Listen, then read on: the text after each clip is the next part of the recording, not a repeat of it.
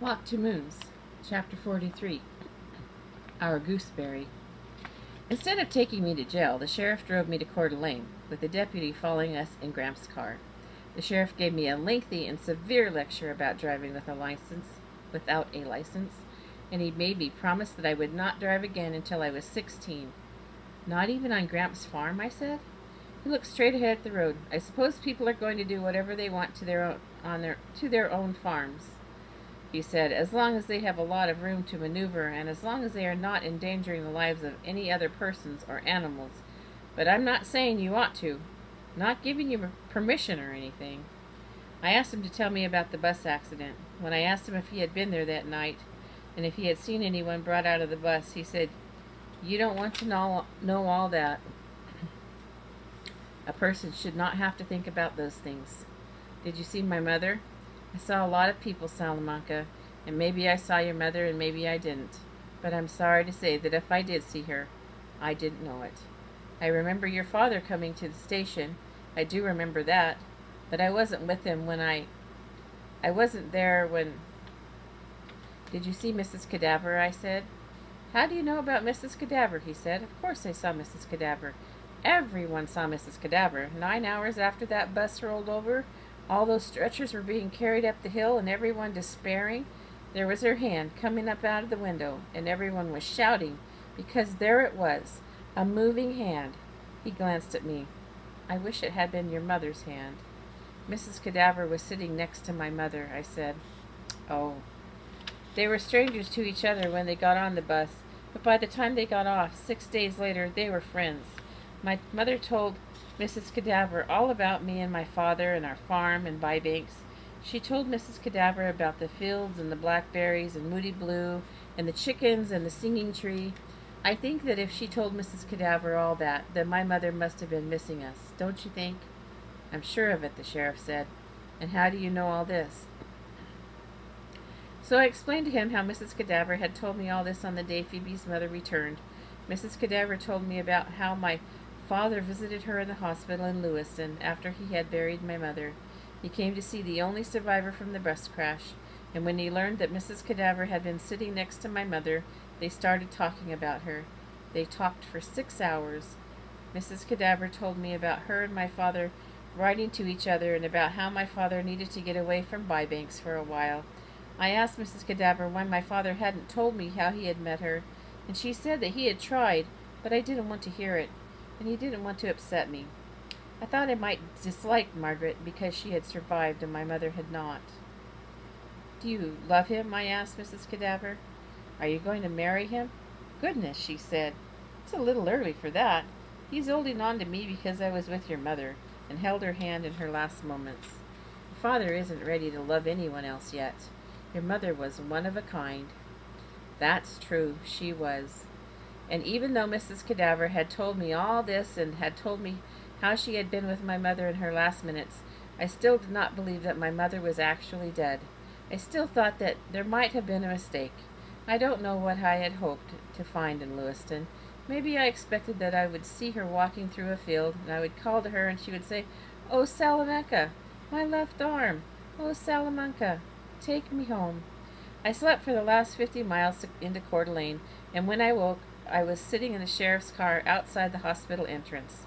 The sheriff was coming out of the hospital. He handed me an envelope and slid in beside me on the seat. In the envelope was a note from Gramps giving the name of the motel he was staying at.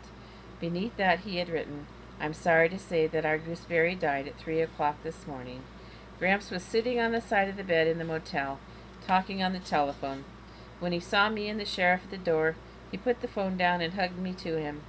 The sheriff told Gramps how sorry he was that he didn't think it was time or place to give anybody a lecture about underage granddaughters driving down a mountainside in the middle of the night. He handed Gramps his car key and asked Gramps if he needed help making any arrangements. Gramps said that he had taken care of most things. Gramps' body was being flown back to Bybanks, where my father would meet the plane. Gramps and I were going to finish what had to be done in Coeur d'Alene and leave the next morning. After the sheriff and his deputy left, I noticed Gramps' open suitcase. Inside were Gramps' things, all mixed in with Gramps' clothes. I picked up her baby powder and smelled it. On the desk was a crumpled letter. When Gramps saw me look at it, he said, "I wrote her a letter last night. It's a love letter." Gramps lay down on the bed and stared up at the ceiling. "Chickabiddy," he said, "I miss my gooseberry." He put one arm over his eyes. His other hand patted the empty space beside him. "This ain't," he said. "This ain't." "It's okay," I said. I sat down on the other side of the bed and held his hand. "This ain't your marriage bed." About 5 minutes later, Gramps cleared his throat and said, "But it will have to do." Chapter 44. Bybanks. We're back in Bybanks now. My father and I are living on our farm again, and Gramps is living with us. Gram is buried in the aspen grove where she and Gramps were married. We miss our gooseberry every single day. Lately, I've been wondering if there might be something hidden behind the fireplace, because just as the fireplace was behind the plaster wall and my mother's story was behind Phoebe's, I think there's a third story behind Phoebe's and my mother's, and that was about Grams and Gramps. On the day after Gram was buried, her friend Gloria, the one Gram thought was so much like Phoebe, and the one who had a hankering for Gramps, came to visit Gramps. They sat on our porch while Gramps talked about Gram for 4 hours straight. Gloria asked if we had any aspirin. She had a grand headache. We haven't seen her since. I wrote to Tom Fleet, the boy who had helped Gram when the snake took a snack out of her leg. I told him that Gram made it back to Bybanks, but unfortunately she came in a coffin. I described the aspen grove where she was buried and told him about the river nearby. He wrote back saying that he was sorry about Gram and maybe he would come visit the aspen grove someday. Then he asked, "Is your riverbank private property?" Gramps is giving me more driving lessons in the pickup truck.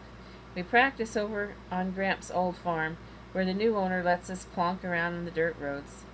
With us rides Gramps' new beagle puppy, which he named Huzza Huzza.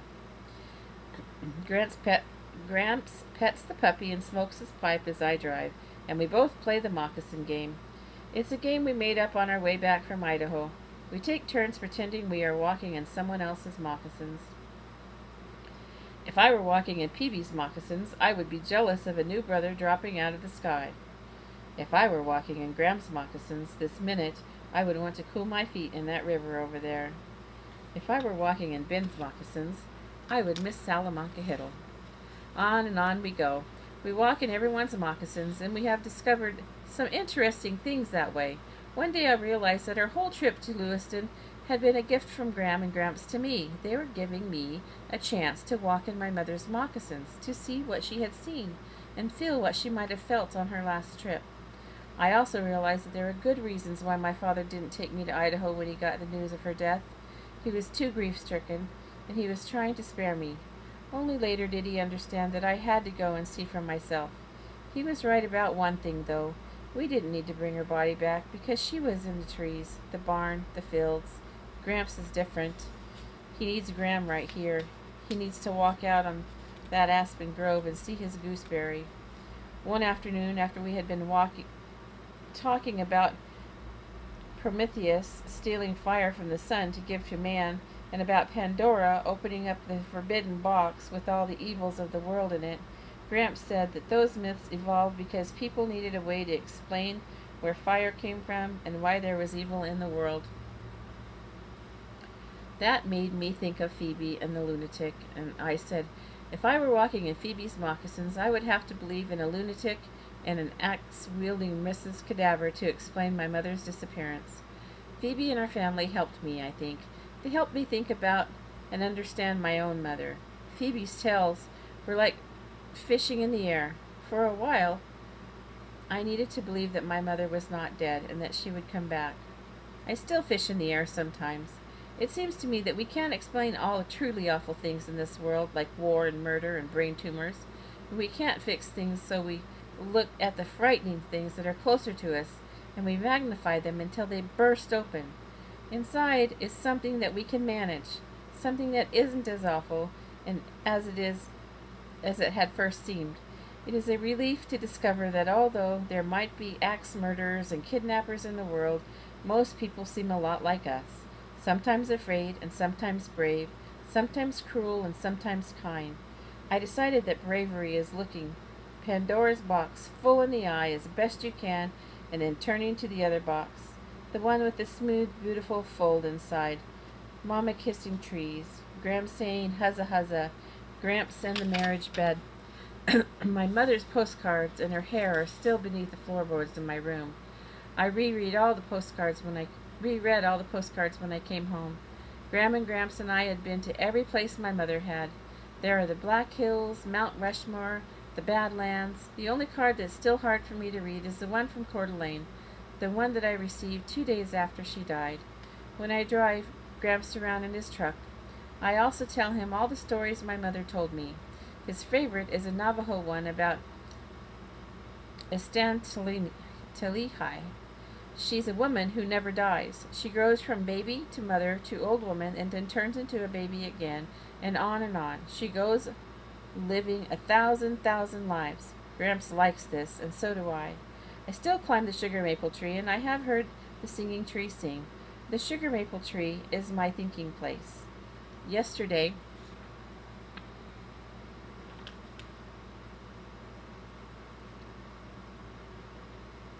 lost my place. Yesterday in the sugar maple, I realized that I was jealous of 3 things. The first jealousy is a foolish one. I'm jealous of whoever Ben wrote about in his journal, because it was not me. The second jealousy is this. I am jealous that my mother had wanted more children. Wasn't I enough? When I walk in her moccasins, though, I say, if I were my mother, I might want more children. Not because I don't love my Salamanca, but because I love her so much I want more of these. Maybe that is fish in the air, and maybe it isn't, but it is what I want to believe. The last jealousy is not foolish, nor is it one that will go away just yet.